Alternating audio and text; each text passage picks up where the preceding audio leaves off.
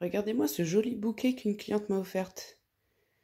Ça, c'est des monnaies du pape. Elle a dû y passer du temps à éplucher tout ça. Pour que ce soit bien brillant.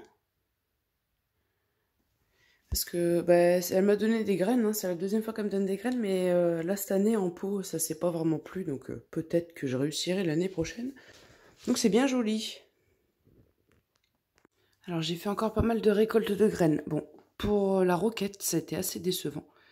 Ça avait l'air d'être beaucoup mieux les premières roquettes qui étaient montées en graines, mais qui se sont éparpillées toutes seules, celles qui avaient été plantées à l'automne l'année dernière. Enfin, fin août je crois. Les radis, j'ai refait une récolte, puisque j'en avais déjà ici, mais c'était moyennement satisfaisant. Vous voyez, il y avait beaucoup de toutes petites cosses comme ça. Donc radis, là, j'en ai encore au moins autant à récolter. Alors, regardez mes échalotes. Ça y est, j'ai eu des graines. Je voyais qu'elles... mes têtes d'échalotes commençaient à avoir des graines vraiment... en surface, hein, elles étaient prêtes à tomber sur le sol. Bon, il y en a sans doute quelques-unes qui sont tombées.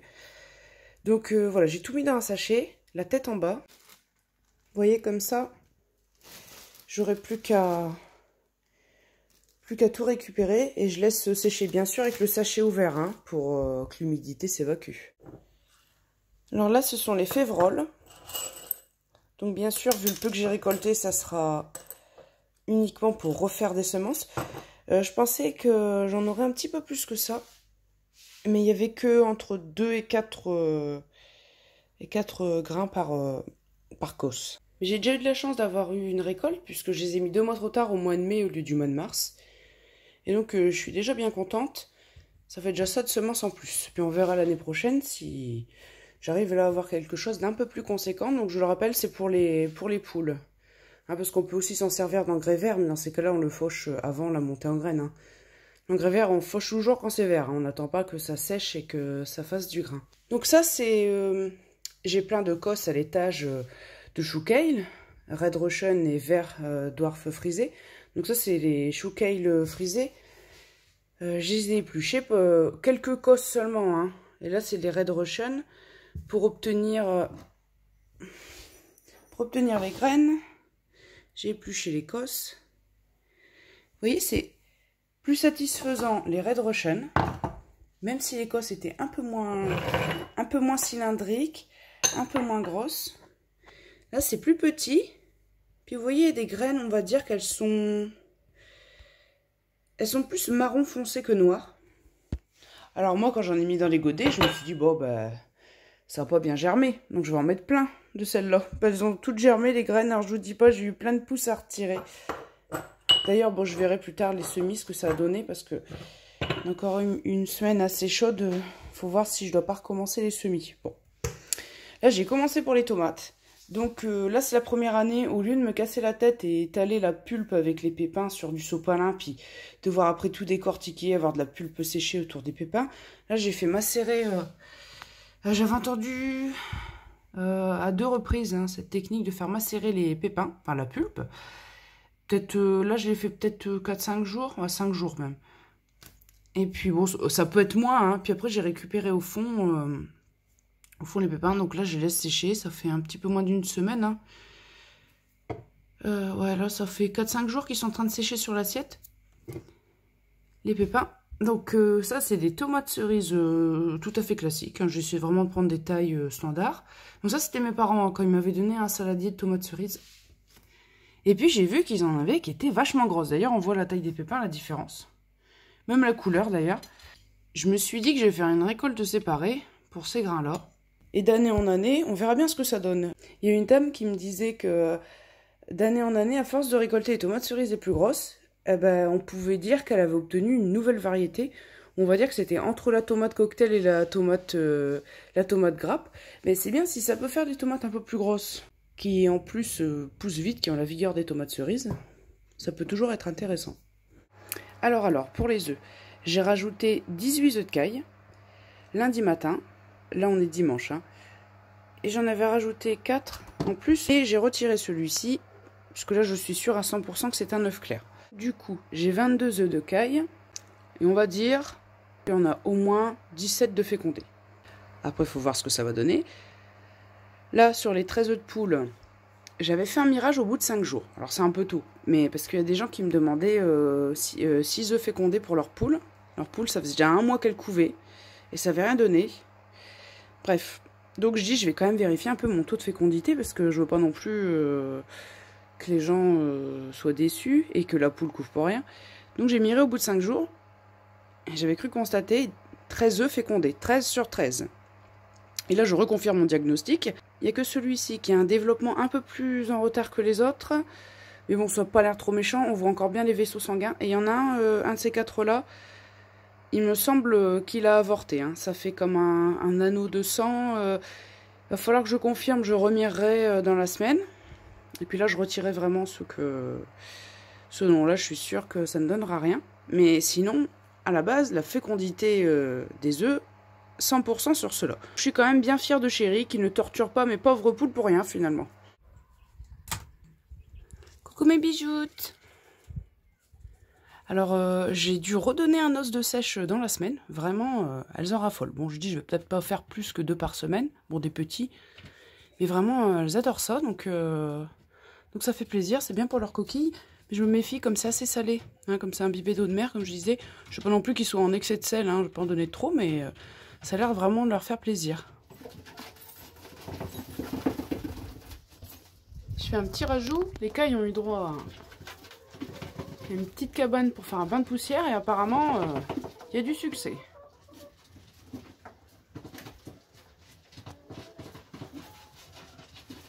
C'est bien, le mâle fait bien son travail. Je suis bien contente quand même. Hein, parce que la majeure partie des œufs étaient fécondés. Ça va mon bébé? Tu vas aller petit déjeuner là? Alors, ça me fait mal au cœur, elle se fait manger par les poux malophages. Ça lui fait des chapelets d'œufs. Regardez, à la base de ses plumes. Oui, mais tu veux pas. Donc ça fait croûteux, vous voyez, des gros chapelets de... comme ça fait comme du plâtre. Ça, c'est des grappes d'œufs à la base de ses plumes. Donc c'est pour ça que ma grosse Sussex a perdu toutes ses plumes à son cul, hein, en fin de compte.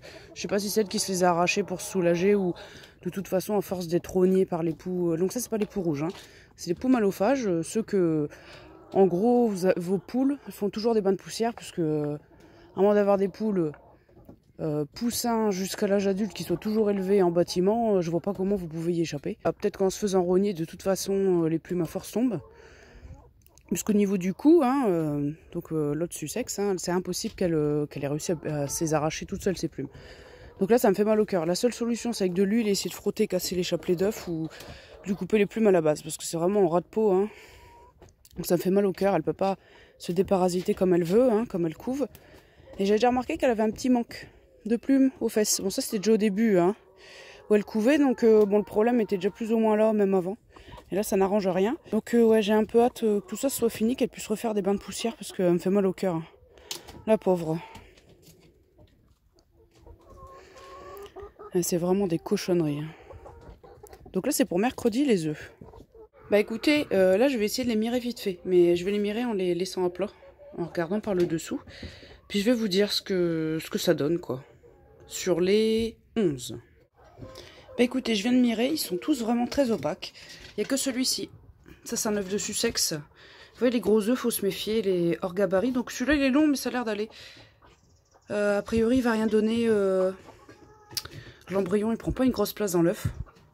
Donc celui-là, vraiment, j'ai pas d'espoir. Mais les autres sont tous potentiellement capables de donner quelque chose.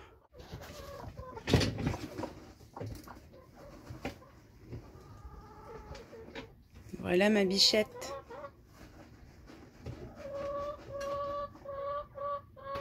Toute gonflée. Attention.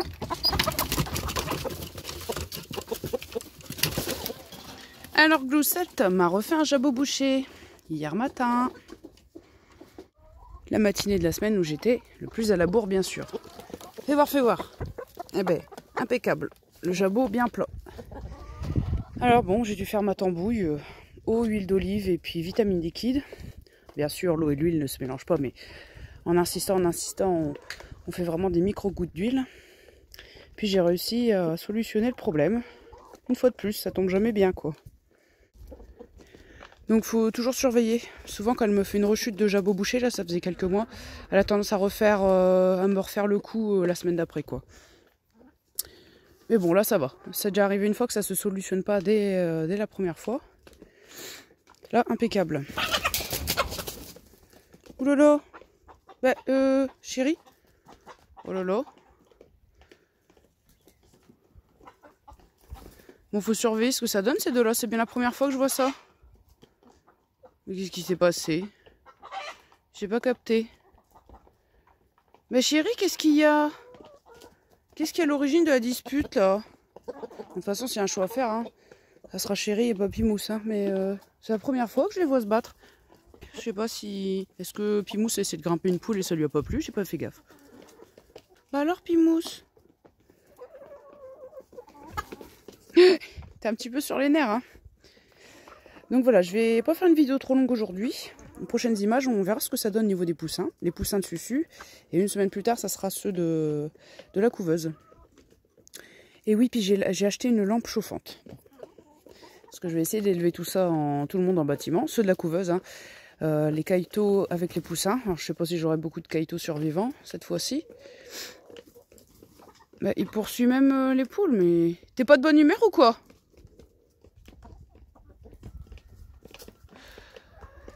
Ouais, j'aime pas trop les lampes chauffantes, ça consomme beaucoup. En plus, moi j'ai pris une ampoule 150 watts au lieu de 250. Je pouvais en prendre une plus forte, mais bon. J'espère que ça suffira 150. Ce sera déjà un peu moins d'électricité gaspillée. Comme ça, les poussins, les caïtos pourront rester dans leur environnement sans être obligés de se prostrer sous la plaque chauffante. Ça se passera peut-être mieux vu que ça sera dans le bâtiment extérieur et on va pas faire de nurserie dans la maison là. Comme c'était même pas prévu de faire des poussins là. Pas encore avoir un chantier phénoménal. Désolée pour la sonnerie. Et donc voilà, donc ouais, niveau consommation d'électricité et risque d'incendie, j'ai jamais trop voulu me tourner vers ça, mais là on verra. Parce que je sais que pour les caïtos, en tout cas, c'est un peu compliqué avec une plaque chauffante. Bon allez, on va croiser les doigts pour que tout se passe bien. Au moins pour les éclosions de Susu. Je sais pas encore comment je vais faire pour que ça se passe bien là dans sa brouette. Faut encore qu'on y réfléchisse. Et puis, à plus pour les nouvelles.